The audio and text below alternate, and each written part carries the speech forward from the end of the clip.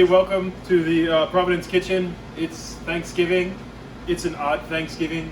It's an odd Thanksgiving because we're cooking for you. Normally, I would be cooking at my house for Thanksgiving, and for the last several years, we haven't had crowds any smaller than like 20 or so people. But this year, because of the pandemic, we're going to be having a very small Thanksgiving at home, as most of you are, and we're going to be cooking for you. This is a spread for 4 to 6 people.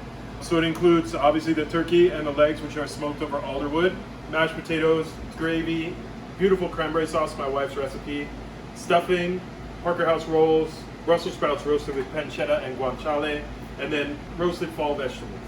Most of the work has been done for you. There's not that much to do except get everything hot again, to brown the turkey, carve the turkey, and then get everything together. The way I suggest you do that is preheat the oven to about 400 degrees with a convection fan on. Allow the turkey to come up to temperature for several hours, 2 or 3 hours. Let it sit at room temp while you're having a glass of champagne, watching the football game. Just let the turkey sit out and come up to room temperature. When you get the turkey, it'll be seasoned, it'll be slathered in butter, and it'll be fully cooked. You just need to reheat it and brown the skin. And the same goes for the legs. So that's going to take about 45 minutes or so. And then once you pull the turkey out of the oven, you're going to want to let it rest for at least half an hour. So this is another opportunity to have a glass of champagne with your friends and your family. And then while the turkey is resting for that half hour, you can reheat everything else. So the stuffing can go in that same oven. Maybe turn this oven down to 375 or 350. Put the stuffing in there. The cranberry sauce, just put it in a bowl, let it sit out. You can do that at 8 o'clock in the morning when you're having your first bourbon.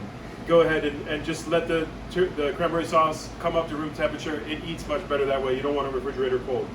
The Brussels sprouts are going to come to you in a cup that you can just stick in the microwave if you like. They're already seasoned, nothing to do there if you don't want to. And you can do the same thing with the Brussels sprouts. The roasted vegetables are going to come in a tin just like this one. And I suggest during the last 15 or 20 minutes that you're browning the stuffing, you throw the roasted vegetables in there, let them come back up to temperature, they'll be ready to go. So the only thing you have left to do is maybe 5 minutes before everything's ready, put the Parker House rolls in the oven, let them reheat a little bit, and then the only thing left to do is gather everybody around the table, carve the turkey, and eat. Okay, so the only thing you will have to do is carve the bird. I'm sure everybody has experience with this because everybody's cooked Thanksgiving at least once in their life, I think.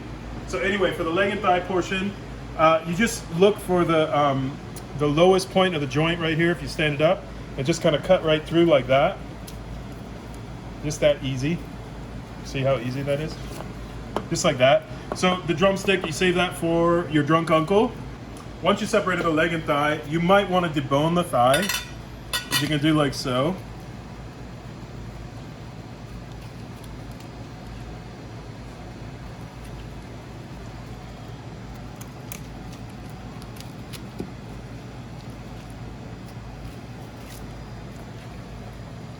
You can take it out like that. Save this for the dog. Or if you want, you could make a lovely turkey stock the day after. My wife always makes, after we have Thanksgiving, then we take the carcass and the bones and everything, we make a rich, beautiful stock, and then we make turkey tortilla soup.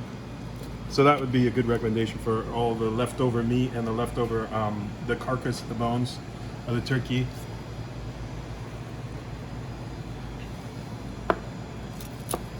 Most years, for the last several years, I've smoked the turkey this way, and it's always everybody's favorite part of the turkey.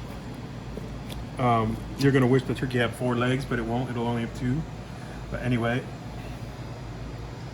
those will be plenty. And then you can just put the leg on there, rather. Somebody always wants the leg. So there's the breast of the turkey. So if you get a kit for 2 to 3, you're going to get half of this, but it'll still be on the bone. So you will need to remove it for the bone. What I like to do with these is take off the first joint of the wing, which comes off pretty easy. It'll just break right off. So this is like a big chicken wing, but obviously it's a turkey. You can eat that, or if you don't want to put it on the table, you can also just save that and use it for stock. So there's the keel bone that runs right down the center of the breast. So you basically just want to follow that all the way down like that, and then take the breast off So run the knife that way first, sort of away from your body, and then pull down like that, and just use the knife to separate the breast like that. So now you have this big, beautiful breast, just like a turkey breast, or a chicken breast rather. So it may look a little bit pink inside, but that's just the way it should be. It's been cooked to over 140 degrees, like 145, 148 degrees. So the turkey is just perfectly cooked and nice and juicy, and it'll eat like absolutely beautifully. And then once you take off that first section, the first section of the wing, you can just slice the breast like this.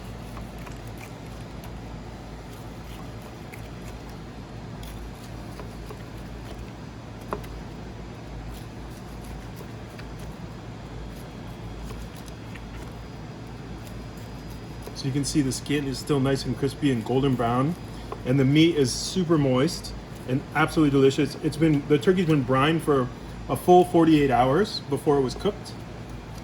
And then, like I said, you're gonna finish it in the oven just until when you insert a thermometer into the turkey, it reaches about 140 degrees.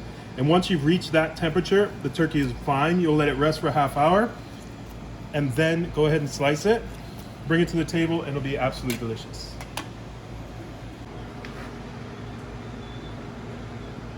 And this year, you might think that there's not too many things to be thankful for, and I wouldn't blame you for feeling that way.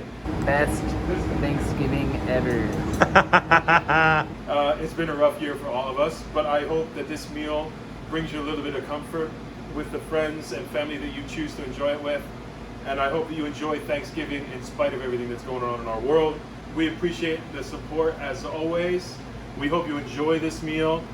And watch your inbox and watch our Instagram feed, because we're going to pretty soon be releasing our ideas for Christmas Eve and New Year's Eve for takeout meals. Anyway, once again, I hope you enjoy Thanksgiving, and I hope you get to see us here at Providence very soon. And I want to thank everybody that's standing around me right now, socially distanced, standing behind Kim, who is filming, Tristan, who, by the way, just added another family member while we've been away for these last couple of weeks, had a beautiful little baby boy, Wolf. Mac, our pastry chef, as always. Kathy, his assistant. Andy, Miller, Stephanie, our sous chef. Cynthia, our sous chef. Danielle, Regina, and of course David, Sarah, and Donato, who have been back in the kitchen with us, dicing and slicing. I want to thank everybody for their love and support. Enjoy this meal. Happy Thanksgiving, everybody.